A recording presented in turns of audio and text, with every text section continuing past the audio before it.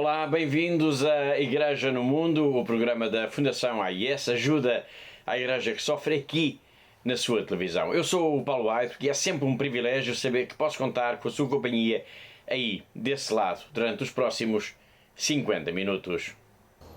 Porque efectivamente nosotros en Nicaragua, como en muchos otros países, estamos sufriendo. Dom Rolando Alvarez, que acabamos de ver, é um dos símbolos da perseguição à Igreja na Nicarágua. Ele está preso. Foi condenado a 26 anos e 4 meses de prisão. Pouco antes de ter sido preso, Dom Rolando gravou esta mensagem. Uma mensagem de agradecimento à Fundação AIS. Uma mensagem em que ele fala da amizade a todos os benfeitores e amigos da ajuda à Igreja que sofre em todo o mundo. Uma mensagem que hoje em dia tem um enorme valor. Dom Rolando, o bispo que as autoridades da Nicarágua mandaram para a prisão, é um dos heróis da Igreja em todo o mundo, da Igreja perseguida. Hoje vamos falar de Dom Rolando, pois foi publicado, entretanto, nos últimos dias, um relatório que mostra o nível brutal de perseguição à Igreja na Nicarágua. Além do bispo Dom Rolando Alvarez, que está na prisão, há também 37 padres que foram exilados, 32 religiosas que foram expulsas do país. Houve ainda o confisco de pelo menos 7 edifícios da Igreja, incluindo um convento. No total, é possível contabilizar 529 ataques à Igreja da Nicarágua desde abril de 2018. Este vai ser, claro, um dos temas em destaque no programa de hoje, um dos temas para conversar com a diretora da Fundação AIS em Portugal, a Catarina Martins de Betancourt. Olá, Catarina! Olá, Paulo, e olá também a todos os nossos telespectadores. Mas vamos começar pela Índia, por Manipur, pelo estado indiano de Manipur, onde houve confrontos étnicos bastante violentos que causaram, Catarina, cerca de 50 mortos, centenas de feridos e a destruição até de várias igrejas. Bom, foram desacatos que acabaram em violência e depois, por fim, em tragédia. Portanto, só a intervenção do Exército permitiu voltar a colocar a ordem na via pública. Portanto, após estes desacatos, no passado dia 3 de maio, confrontos étnicos no estado indiano de Manipur causaram, como o Paulo acabou de referir, pelo menos 55 mortos, quase 3 centenas de feridos e mais de 20 mil deslocados. Também, nesta altura, várias igrejas foram danificadas ou destruídas e as autoridades acabaram mesmo por ser forçadas a decretar o recolher obrigatório e também impediram o acesso à internet. Em causa está a reivindicação de elementos da tribo Meitei, que na sua esmagadora maioria é composta por hindus, a terem os mesmos direitos das populações tribais que são essencialmente cristãs. Sim, na base desta violência está de facto a pretensão das populações que são pertencentes ao povo Meitei de terem também alguns dos benefícios que são atribuídos às comunidades consideradas como mais desfavorecidas, portanto os tribais, e que são, como sabemos, maioritariamente cristãos. Estes confrontos em Manipur são um sinal desse ambiente de crispação que tem vindo a crescer na Índia contra a comunidade cristã?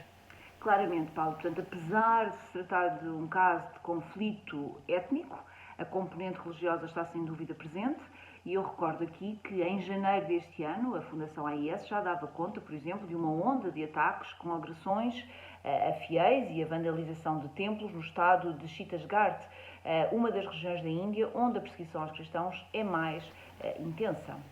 Entretanto, nos últimos dias, a Comissão dos Estados Unidos sobre a Liberdade Religiosa Internacional recomendou que o governo da Índia, liderado pelo primeiro-ministro Narendra Modi, fosse incluído na lista dos países de preocupação particular. Na prática, Catarina, esta recomendação quer dizer o quê? Bom, esta recomendação, Paulo, significa colocar a Índia numa espécie de lista negra, digamos desta forma, dos países onde a liberdade religiosa não é respeitada e pode ter consequências políticas e muito especialmente na forma como os Estados Unidos podem vir a tratar a Índia enquanto parceiro comercial.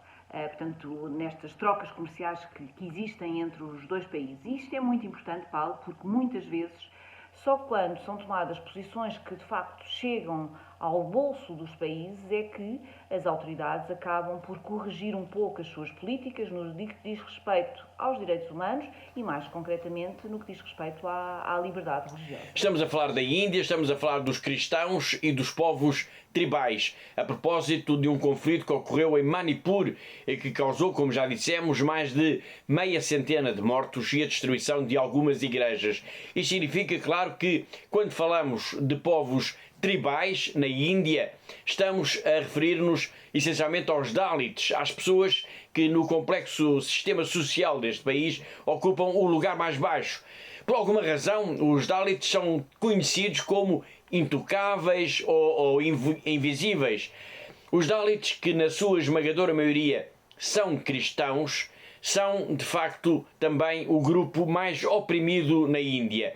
Para eles, para os Dalits, abraçar o cristianismo significa quebrar as algemas sociais em que se encontram, como nos vai explicar já de seguida o padre Prem Prakash. It's a liberation for Dalits accepting the Christianity, because Christianity has given them education, Christianity has given them food, Christianity has given them social status to come up in their life, and mainly education. And through the education, the Dalit Christians, those who have accepted Christianity, they have come up in their life. So Christianity coming to India, especially in Bihar, Patna, it was a God's blessing that Dalits are liberated and they have recognized their human dignity. If a Dalit accepts the Christianity and it is known by the society, all the privileges from the government, it is not allowed to him. Okay. He cannot have any what is called government's scheme, like making some houses or getting some fund from the block and all. That family is not given. If he reveals himself that I am a Christian, his job will be taken away. His government job will be taken away. Because there is no reservation for the Dalit Christians. Because Christians are always considered an equal with the high caste people. General, they are taken in general. They have to sit to write the exams or any competition with the general people, means high caste people. There is no reservation quota. A Dalit Christian, he has to write Hindi and the Hindu, and then only he gets the job. And once he gets the job, he cannot publicly say that I am a Christian, because in the office he will be targeted. E agora vamos até ao Reino Unido para retomar um tema de que falámos aqui na semana passada, embora de uma forma superficial. É que Carlos III, cuja cerimónia de coroação no sábado, no dia 6 de maio, foi seguida em direto por cerca de 20 milhões de pessoas em todo o mundo, ele tem alertado ao longo da sua vida pública para o drama por que passam os cristãos perseguidos no mundo, defendendo intransigentemente também a liberdade religiosa. E tem sido também, Catarina, e por diversas manifestações, podemos dizer que ele tem sido um grande amigo da Fundação AIS. É verdade, Paulo, e é importante também sublinhar isto aqui, pois não estamos a falar de uma pessoa qualquer, portanto o rei Carlos III é seguramente uma das personalidades mais importantes e mais influentes a nível global, portanto é o chefe de Estado de um dos países mais poderosos do mundo, e tudo o que diz e tudo o que faz é, como sabemos, citado, é observado, quer por jornais, rádios, televisões, portanto, com toda a atenção, como nós sabemos. E, de facto, ao longo dos últimos anos, ele tem sido muito atento e tem erguido a sua voz em defesa não só da liberdade religiosa, Paulo, mas também dos cristãos perseguidos, e tem manifestado, como o Paulo também disse, uma enorme proximidade com a Fundação AIS. O episódio mais recente ocorreu já perto do Natal do ano passado. Sim, foi há muito pouco tempo, portanto foi em dezembro passado, quando o rei se encontrou com elementos da comunidade cristã vítimas da perseguição religiosa na Nigéria, portanto num evento em Londres em que participou também a Fundação AIS. Na altura, o monarca recebeu então um exemplar do relatório Perseguidos e Esquecidos, que lhe foi entregue pela minha colega, a diretora do secretariado inglês da Fundação AIS, a Caroline Hu. Mas mais importante ainda do que esse sinal de proximidade foi de facto a declaração que ele gravou no seu gabinete oficial na véspera do Natal de 2019. Nessa mensagem em vídeo, gravada expressamente para a Fundação AIS, o então Príncipe de Gales sublinhava a situação extremamente difícil em que se encontravam nesse ano as comunidades cristãs vítimas da perseguição religiosa em diversos países do mundo, nomeadamente no Iraque, na Síria e no Sri Lanka.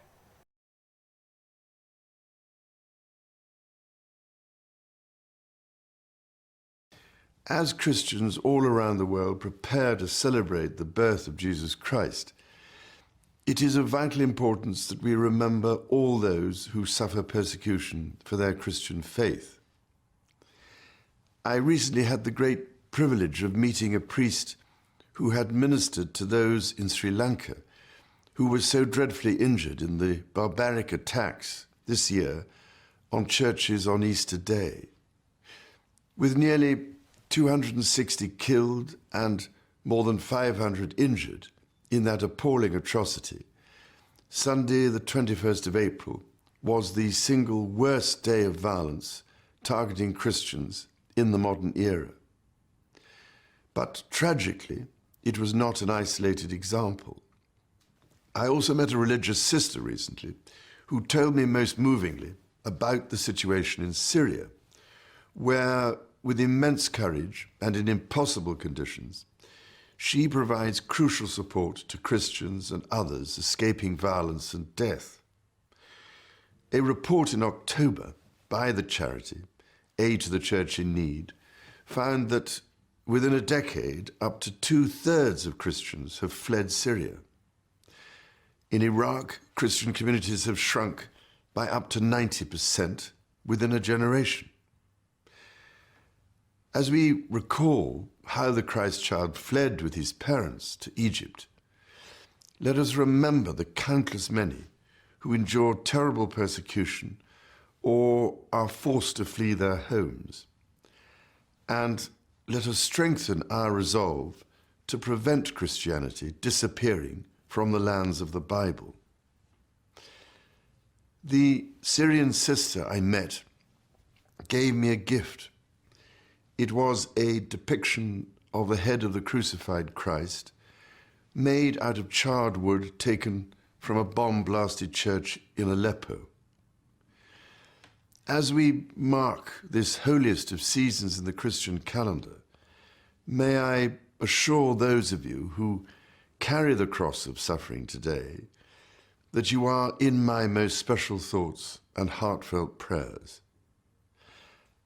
And to Christians everywhere, may I wish you a peaceful, safe, and holy Christmas.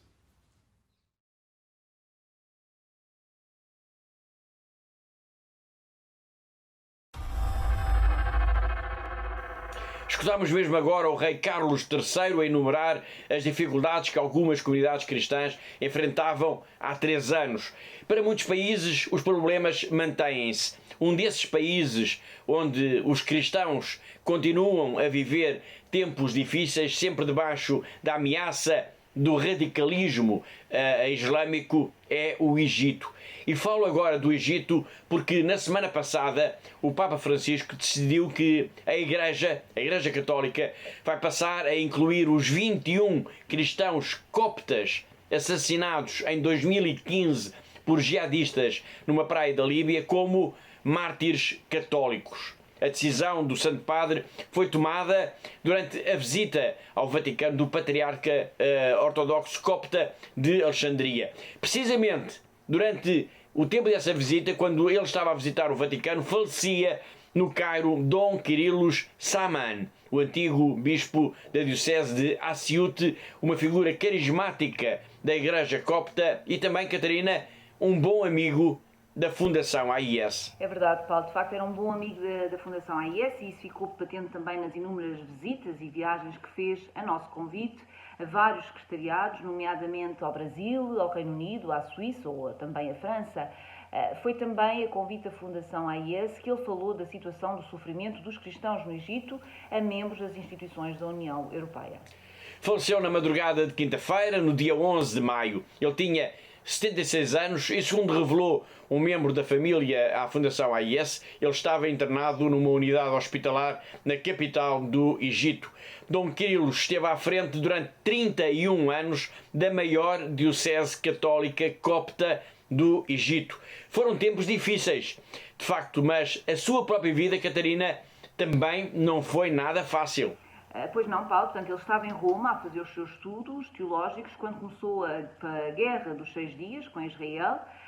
Por causa disso, quando ele voltou a casa, foi forçado a cumprir 5 anos de serviço militar, isto, claro, antes de ser ordenado sacerdote a 10 de junho de 1974, e ele, mais recentemente, liderou a sua comunidade cristã durante os anos difíceis da chamada Primavera Árabe, um tempo que foi marcado também por ataques generalizados à comunidade cristã. Cristãos que, importa sublinhar, são apenas uma pequena comunidade do Egito, não mais do que uns meros 10% da população. Sim, são apenas cerca de 10% da população, mas tem sido uma comunidade que tem sido particularmente atingida pela violência, pela intolerância religiosa. Portanto, o caso dos 21 mártires coptas na Líbia, de que falou há pouco, é de facto um exemplo disso, mas houve outros episódios bem difíceis, bem sangrentos nos últimos tempos e que testemunham de facto esta violência. Os ataques terroristas no Domingo de Ramos de 2017, por exemplo. Sim, precisamente. Portanto, foram ataques que causaram 44 mortos e mais de 100 feridos, ou também as emboscadas a peregrinos para o Mosteiro de São Samuel, o Confessor, no ano de 2017 e depois no ano seguinte, em 2018, que causaram no conjunto mais de 3 dezenas de vítimas mortais.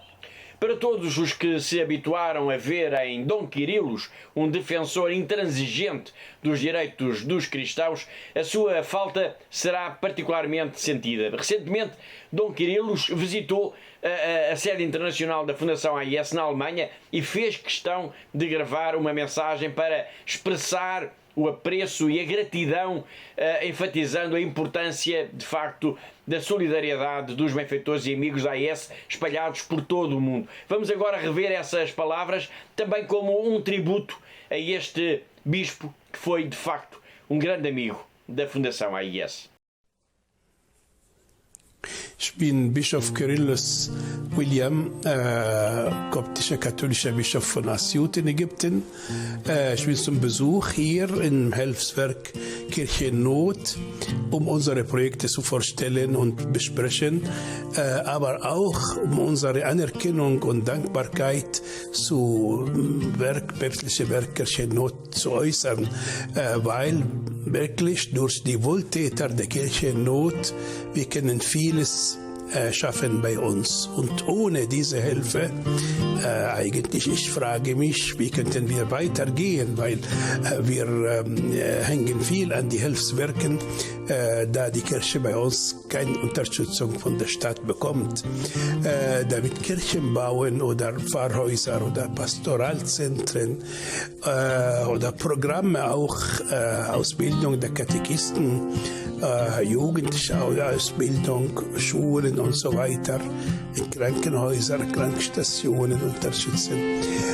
Alles das bekommen wir von den Hilfswerken und besonders Kirche in Not. Wir schätzen hoch, was Kirche in Not tut und nicht nur durch Hilfe, aber Gebete. Wir wissen, dass viele unserer Schwestern und Brüder für uns beten, an uns denken und uns helfen wollen und das ermutigt uns sehr. Unsere Arbeit, unsere Mission in schwierigen Situationen als Minderheiten in islamischen Ländern weiter zu tun und ein Hauptziel der Hilfswerke, dass die Christen sollen in ihren Ländern da bleiben und Kirchennot macht enorm für sich. Dank an alle Wohltäter, Wohltäterinnen der Kirchennot und vom Herzen beten wir für die Wohltäter bei jeder heiligen Messe und ich segne allen Wohltätern auf Arabisch was wir in unserer Liturgie brauchen. نعمة الله الآب ومحبة الله الآب ونعمة الابن الوحيد يسوع المسيح وشركة موهبة الروح القدس تكون معكم آمين.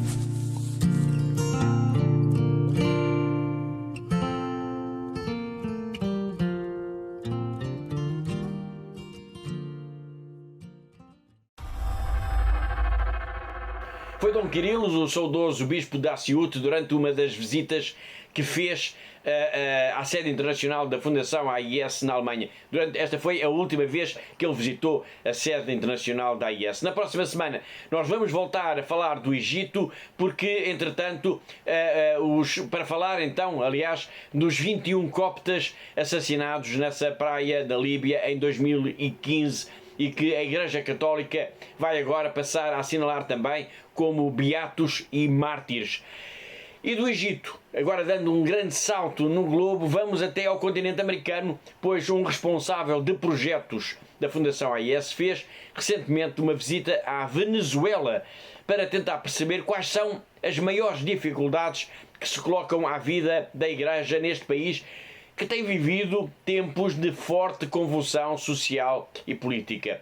O resultado desta visita, eu diria que é encorajador. Será que posso falar assim, Catarina? Sem dúvida, Paulo. Portanto, podemos dizer que na Venezuela a Igreja está viva, está unida, apesar de todas as dificuldades do dia-a-dia. Ou seja, podemos dizer que o nosso colega que fez esta visita, Luís Vildoso, responsável pelos projetos da Fundação AIS neste país, ficou satisfeito, mas ao mesmo tempo também ficou preocupado após esta viagem à Venezuela, que o levou a visitar 11 dioceses, principalmente as dioceses do centro e do oeste do país. Entusiasmado e preocupado, porquê? Bom, ficou entusiasmado por, de facto, constatar que a Igreja na Venezuela continua viva, está unida, está alegre, com muita participação, nomeadamente por parte de jovens. Mas, ao mesmo tempo, ele ficou preocupado porque encontrou um país pobre, um regime que continua a ter uma atitude extremamente repressiva e controladora, o que é visível em diversos setores da sociedade, nomeadamente na comunicação social. Mas podemos dizer que há, apesar de tudo, espaço para otimismo. Sim, claro. A solidariedade da comunidade cristã para com os seus padres foi uma das imagens que o nosso colega Luís Vildoso trouxe consigo desta viagem a este país, um país que vive paredes meias, digamos desta forma, entre a pobreza e a exuberância. Portanto, ele contou-nos que a Venezuela tornou-se de facto um país de contradições. Há sinais de grande riqueza para uns poucos, os que estão ligados ao regime de Nicolás Maduro, enquanto a maioria da população vive de facto com baixos salários e tem de sobreviver dessa forma, o que impede também uma vida digna. Em relação aos problemas que enfrenta a Igreja, o que é que há a destacar?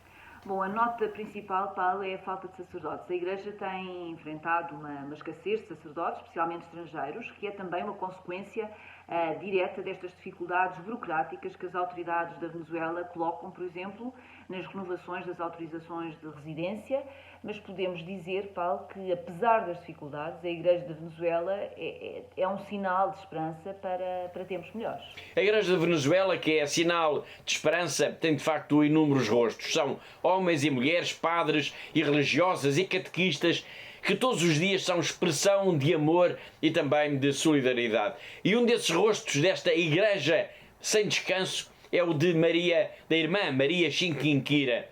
Ela pertence à congregação das missionárias eucarísticas e todos os dias ela pega no carro para ir de casa em casa para distribuir ajuda e carinho. As necessidades são muitas, tal ponto que estas irmãs até têm uma cantina para distribuir alimentos e refeições, mas elas fazem muito mais do que isso, como vamos ver já de seguida. Las religiosas en Venezuela son hermanas y madres que no descansan. Ayudan a todos sin escatimar en esfuerzo y cariño. Ellas cuentan contigo para sanar a un país que se desangra. Hola, soy la hermana María Chiquinquirá. Soy una religiosa de la Congregación de las Misioneras Eucarísticas de Nazaret. Vivimos en un pueblo muy sencillo en las montañas en Venezuela. Como sabrán, nuestro país está sufriendo mucho en estos días. nos enfrentamos a una situación muy inestable. A veces no tenemos electricidad ni agua corriente. Los alimentos son tan caros que muchas personas no pueden permitirse comprar leche o pan. No obstante, debemos mantenernos fuertes y rezamos a Dios para que nos dé esperanza y amor para ayudar a la gente de la mejor manera posible. Una manera de ayudar es el comedor que tenemos, para que los niños y otras personas en necesidad puedan comer al menos una vez al día. En nuestro centro de formación enseñamos a las mujeres peluquería y costura para que puedan aprender un oficio para ganarse la vida. Dios nos ha llamado para estar aquí con nuestra gente. Así que aquí estamos, sirviéndola, apoyándola, estando presentes en sus vidas. Ayuda a la iglesia necesitada, apoya a religiosas de Venezuela, como la hermana María Chiquinquirá, para que puedan tener un sustento y sobrevivir. Haz algo grande por Venezuela. Contigo daremos vida a un país que se muere. Dona.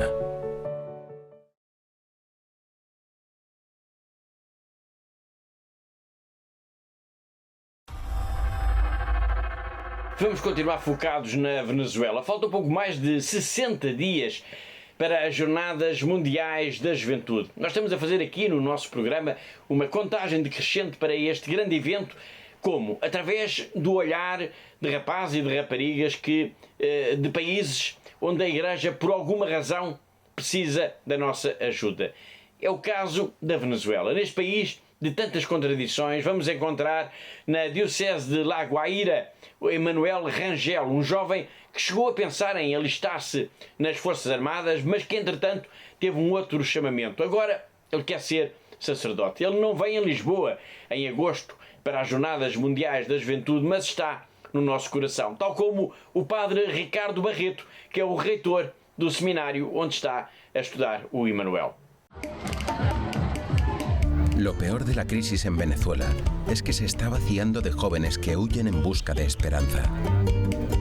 La Iglesia sigue recibiendo candidatos para ser futuros sacerdotes que han hecho una opción radical por Cristo y por su país. Ellos cuentan contigo para formarse bien y acompañar al pueblo que sufre. Soy el padre Ricardo Barreto, soy el rector de este seminario en Venezuela. El seminario ha sido una bendición para esta diócesis. Los muchachos los formamos con un estilo formativo que tratamos que sea muy encarnado en la realidad en la que se encuentra el seminario. La crisis de Venezuela, detrás de todo este problema económico, político, subyace una crisis espiritual, una crisis moral, y cierto que hay jóvenes que están entendiendo eso, que quizás en otras circunstancias no se hubiesen planteado la posibilidad de una vocación y sin embargo ahora sí lo hacen, ¿no? Y empiezan a verse esos jóvenes que dicen, cuenten conmigo. Soy Emanuel Rangel y estudié en primer año de teología. Yo tenía pensado ingresar a lo que eran las Fuerzas Armadas y bueno, ahorita cuando veo toda la situación y toda la problemática que hay en Venezuela, veo la diferencia, ¿no? Que hubiera escogido un camino de las armas, un camino de la guerra o un camino hacia Dios. No voy a destruir a las personas, no voy a destruir a las familias, sino voy a seguir aportando, ayudándolas a construir, a seguir hacia adelante, ¿no? A buscar ese camino del amor que es Cristo. Los 42 seminaristas de La Guaira son el futuro de la Iglesia en Venezuela. Ayuda a la Iglesia necesitada quiere apoyar su formación para acompañar a un pueblo que sufre. Haz algo grande por Venezuela. Contigo daremos vida a un país que se muere. Dona.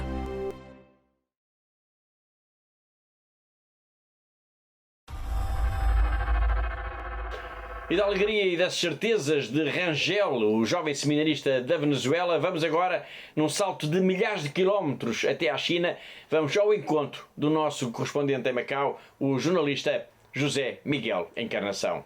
Na passada terça-feira, dia 5 de maio, o Clarim Semanário Católico de Macau celebrou os seus 75 anos.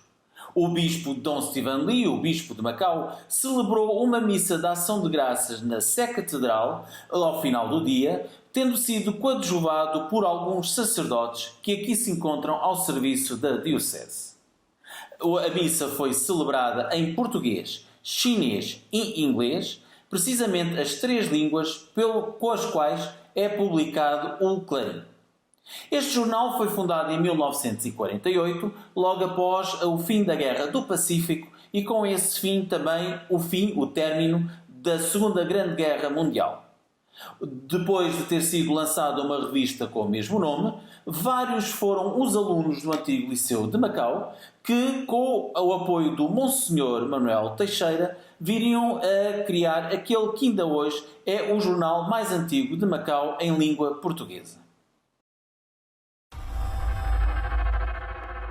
Foi José Miguel Encarnação, nosso correspondente em Macau, na China, e assim chegamos ao fim da primeira parte. Na segunda parte, nós vamos então focar a nossa atenção na Nicarágua e nos relatórios que demonstram como a Igreja deste país está a ser alvo de enorme perseguição por parte das autoridades. E vamos também ainda recordar que neste mês de maio, o mês de Maria, a Fundação AIS tem uma proposta, um desafio para todos, para se rezar pela paz. Um desafio que é dirigido a si, a todos os portugueses também. Mas agora vamos para um breve intervalo. Até já!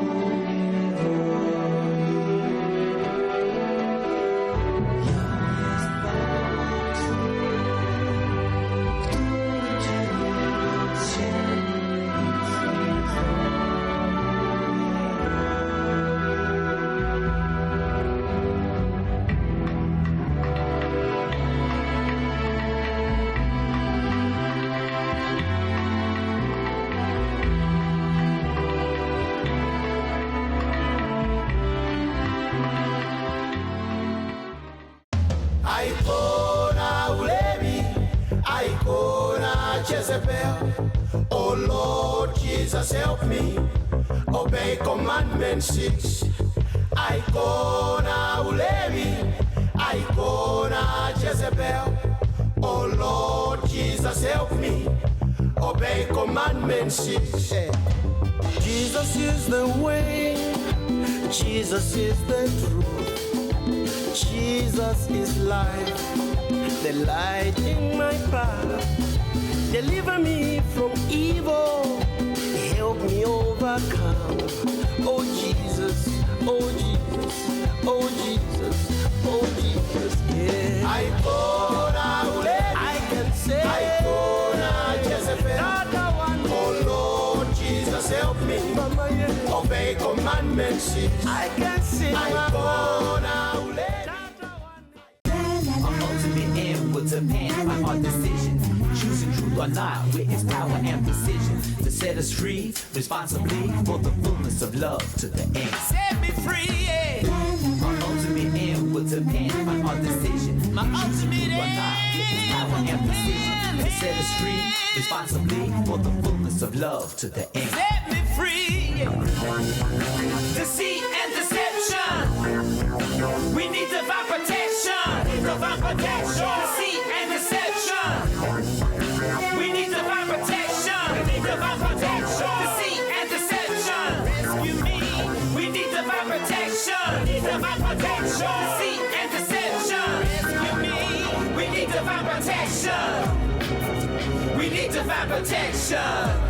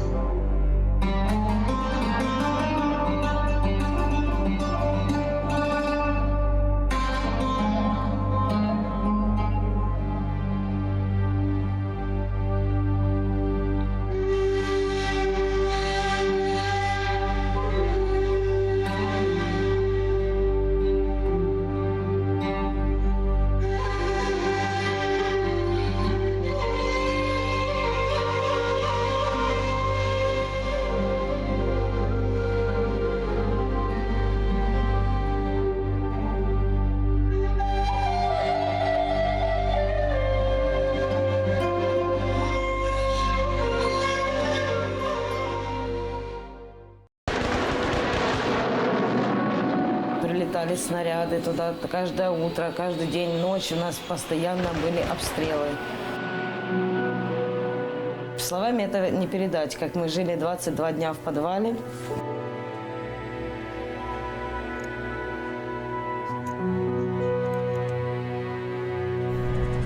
Спали на полу, ели то, что приходилось найти нам в магазине. Нам был этот шаг перешагнуть, просто выйти с этого бомбоубежища. Я не знаю, насколько, но мне надо было спасать своих детей, свою семью. Я взяла иконы, взяла детей, мы всех собрали и начали в ту машину залазить. Нам 9 человек было. Это было настолько страх, чтобы мы этот момент, хотя бы там километра 3-4 мы проехали, чтобы нас не убило. В Запорожье на Львовском поезде мы добрались вот сюда, да. Волонтеры нас встретили, привезли в дом паломников. Это, очень спасибо им большое директорам и вообще этой церкви, что нас приютили, нас здесь кормят, нам здесь спокойно, мы не слышим этих взрывов. Вся наша семья уцелела, слава Богу. Самое главное, это вот мы все живы.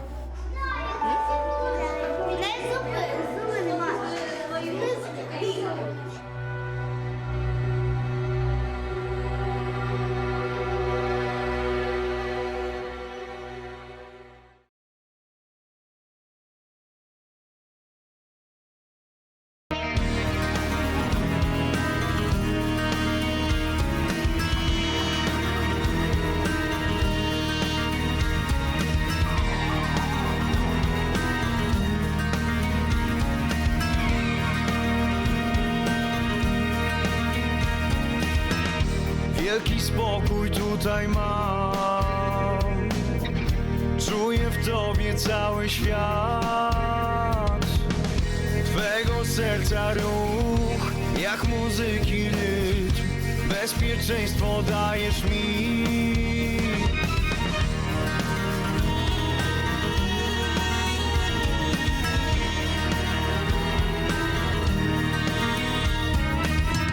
Chcę móc poczuć świata smak. Chcę zobaczyć wiele barw i powietrza łyk.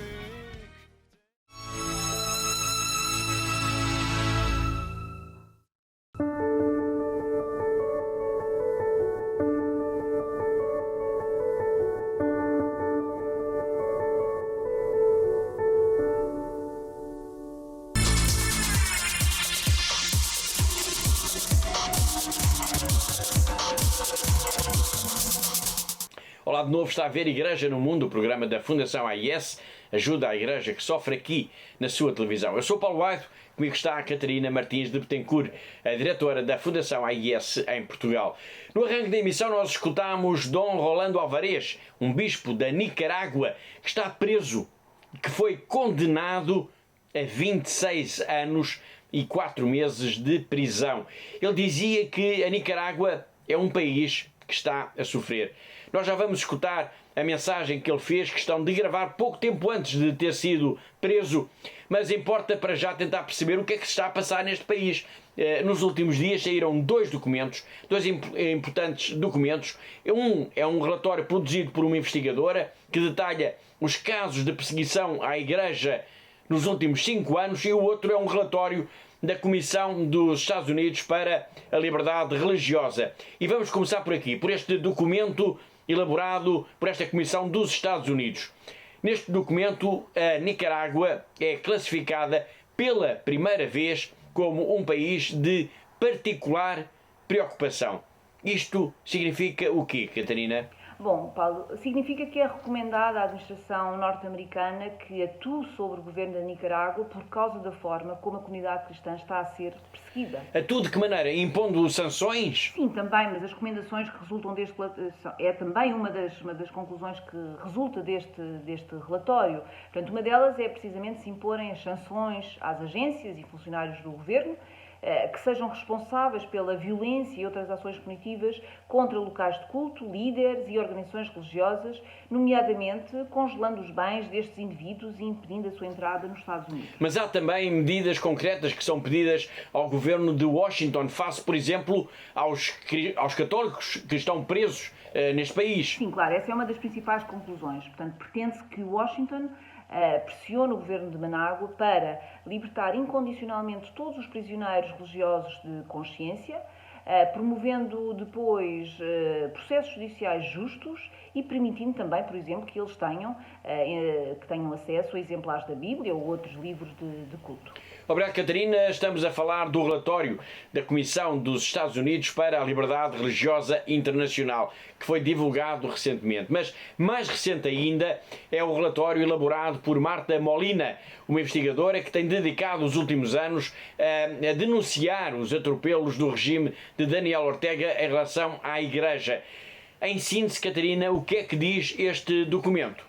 Bom, Paulo, é difícil fazer aqui, em breves minutos, uma síntese deste documento que tem 323 páginas, divididas por 4 capítulos, em que se abordam as hostilidades sofridas pela Igreja Católica na Nicarágua nos últimos 5 anos. É difícil porque também estas 323 páginas estão repletas de casos, de relatos, de incidentes que ocorreram durante este período. E dou apenas aqui um número para que os nossos telespectadores tenham uma breve ideia do que diz este relatório. Portanto, neste relatório diz que só nesta Semana Santa de 2023 houve 3.176 proibições de procissões. Situação que, aliás, denunciámos aqui neste programa por mais de uma vez, mas que mais se pode ler neste relatório elaborado por Marta Molina? Bom, Paulo, vou então referir mais alguns dados deste extenso relatório que são elucidativos, estes números, e, portanto, que os nossos telespectadores ficarão, de facto, com uma breve ideia da dimensão, da intensidade, da gravidade desta perseguição à comunidade católica na Nicarágua nos últimos anos.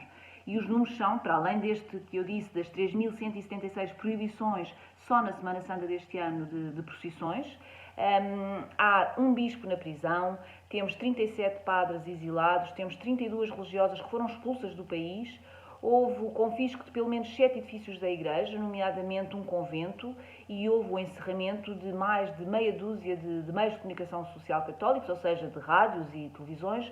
Portanto, no total foram 529 ataques do regime liderado por Daniel Ortega à Igreja Católica desde abril de 2018. Todos estes dados, já o disse, foram compilados por Marta Molina num relatório que foi divulgado na semana passada e a que a Fundação AIS teve acesso. Na leitura deste documento percebe-se se a repressão à Igreja foi igual ou sensivelmente igual em todas as dioceses, ou terá havido alguma diocese que se tenha destacado, que tenha estado, digamos assim, mais na mira das autoridades? Bom, Paulo, ao longo destes 5 anos avaliados pelo relatório, percebe-se que a Arquidiocese de Manágua foi uma das mais atingidas pela repressão do regime, seguindo-se depois a Diocese de Matagalpa, cujo bispo Dom Rolando Alvarez está detido, e depois as de Esteli e de Granada. Particularmente chocante é a constatação do que tem sido a repressão aos membros da Igreja ao longo destes anos. Há algum episódio, Catarina, que queira destacar da leitura deste relatório e queira partilhar com os nossos telespectadores? Bom, há situações terríveis, de facto, Paulo, desde um padre, o Vicente Martínez, pároco de Santa Lucília, em Matagalpa, que teve uma metralhadora apontada à sua cabeça, até à igreja de São Juan Batista, em Manapate, que foi atacada por um morteiro, passando depois por agressões físicas, quer a bispos, quer a sacerdotes, até à condenação, que já falámos aqui, de Dom Rolando Alvarez, a 26 anos e 4 meses de prisão. Portanto, como disse, há um total de 529 incidentes que demonstram que a comunidade católica tem vivido nos últimos anos tempos difíceis na perseguição na Nicarágua. Dom Rolando Alvarez é um dos símbolos desta perseguição. Ele foi ameaçado, quiseram expulsá-lo do país e está detido. Foi sujeito a um julgamento fantoche e foi condenado a 26 anos e 4 meses de prisão. Pouco tempo antes de ter sido preso, Dom Rolando gravou uma mensagem de agradecimento à Fundação AIS. Uma mensagem em que ele fala da amizade a todos os benfeitores e amigos da ajuda à Igreja que sofre. Uma mensagem em que ele agradece a esmola, a moedinha, a pequena contribuição que ajuda a construir um mundo mais fraterno, com menos sofrimento, com menos angústia. Dom Rolando Alvarez está preso. Também por isso, estas palavras que vamos ver já de seguida, que vamos escutar já de seguida, têm hoje um valor ainda maior. Ele é um dos heróis da Igreja perseguida em todo o mundo. Mi agradecimiento profundo a la iglesia que sufre. Y he querido decir a la iglesia que sufre porque nos sentimos más en comunión, porque efectivamente nosotros en Nicaragua, como en muchos otros países, estamos sufriendo. Por eso mi primer agradecimiento es por la espiritualidad y la mística que ustedes tienen, por la certeza y la convicción que tienen de ser una iglesia sufriente, de ser una iglesia sufrida. Y por lo tanto, mi segundo agradecimiento es porque nos han hecho sentir la presencia de hermanos que no con conceptos teóricos, sino con la cercanía personal, la amistad y el cariño, nos han expresado que están junto al que sufre. Gracias a la iglesia que sufre. Gracias a los bienhechores. Tengo que decirles que personalmente, como obispo de Matagalpa, he logrado, gracias a Dios, una muy bonita amistad con todos estos hermanos que trabajan en la iglesia que sufre o la iglesia necesitada. Y eso nos ha hecho entonces descubrir experiencialmente cómo, aunque las oficinas de esta institución de la Iglesia Hermana de Alemania estén en diversos lugares del mundo, en realidad Cristo a todos ya no nos llamó siervos, sino que nos llamó amigos, porque el amigo sabe lo que hace el otro y conoce su corazón como conoce el del maestro, y el del maestro conoce el nuestro. Por eso, bendito sea Dios por todos los bienhechores, por todos los que aportan su oración, su carisma, su hallazgo. La monedita de la viuda pobre, por todos los que siembran un granito de mostaza para que llegue a ser un gran arbusto, un gran árbol donde se pueda descansar. Gracias por ser nuestros amigos. Gracias porque entonces nos han permitido conocer su corazón y nosotros les hemos permitido conocer el nuestro. Y juntos estamos conociendo el corazón del Maestro para que Él siga conociendo también nuestros corazones.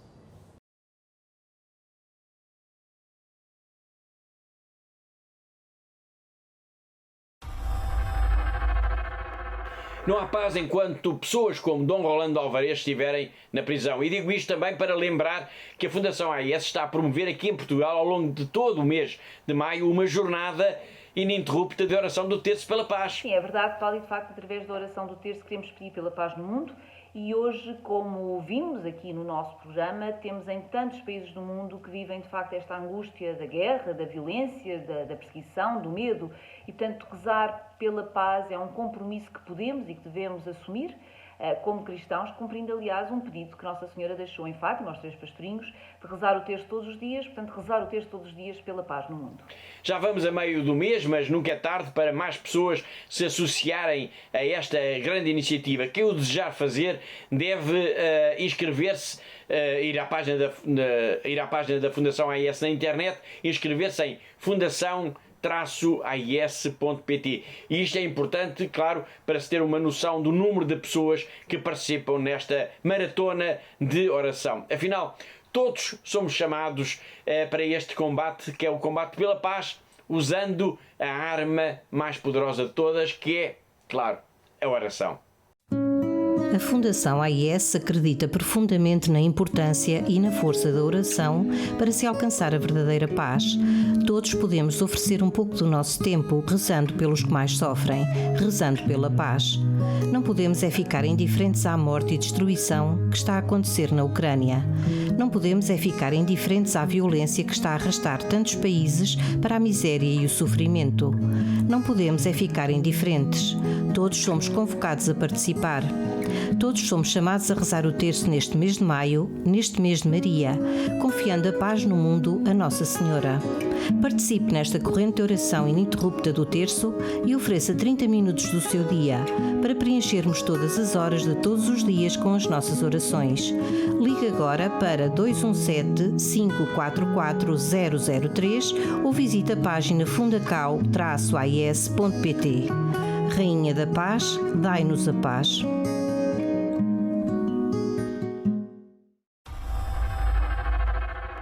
Mesmo a fechar o programa de hoje, vamos apenas uma nota ainda para relembrar que nesta altura em que estamos todos a preencher a declaração de IRS, que há uma forma fácil, gratuita e eficaz de ajudar, Catarina, a Igreja que sofre, ajudar os cristãos perseguidos no mundo. Sem dúvida, Paulo, e é importante relembrarmos aqui uma vez mais que esta é uma forma simples e prática de ajudar os cristãos perseguidos, sem que isso nos custe um único cêntimo. Portanto, é uma forma gratuita de ajudar através da doação de 0,5% do nosso imposto à Fundação AIS. Portanto, para isso basta colocar uma cruz na nossa declaração de IRS, oferecendo então 0,5% do nosso imposto à Fundação AIS. Com isso, poderemos apoiar, por exemplo, os países, os projetos, as situações que mencionámos aqui hoje no nosso programa de televisão, e por isso nós temos este compromisso de ajudar os cristãos perseguidos no mundo e por isso desafio a quem nos está a ver de fazer esta doação de 0,5% do imposto à Fundação AIS. É isso mesmo, fazendo uma cruz na sua declaração de IRS, já está a ajudar a suportar a cruz do sofrimento dos cristãos do mundo. Para não ter qualquer dúvida sobre como se preenche a declaração de IRS, colocando a tal cruz na consignação para a Fundação AIS, nós preparamos um pequeno explicador que vamos ver já de seguida.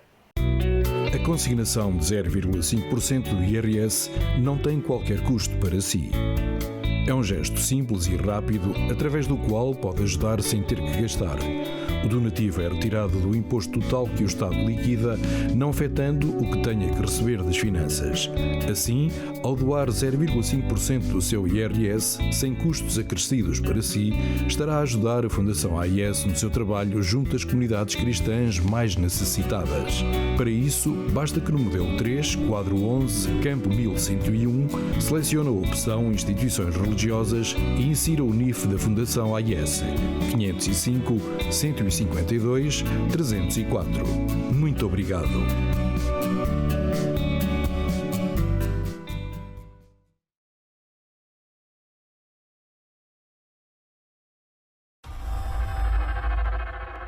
E assim como informação útil sobre a declaração do IRS e a ajuda que isso pode significar para os cristãos perseguidos no mundo, chegamos ao fim do nosso tempo, chegamos ao fim do nosso programa. Resta-me agradecer a colaboração da Catarina, assim como de todos os que ajudaram a produzir, a editar e a levar até si este programa. E já sabe, quando consigo, sempre aí desse lado, na próxima semana. Até lá, se Deus quiser.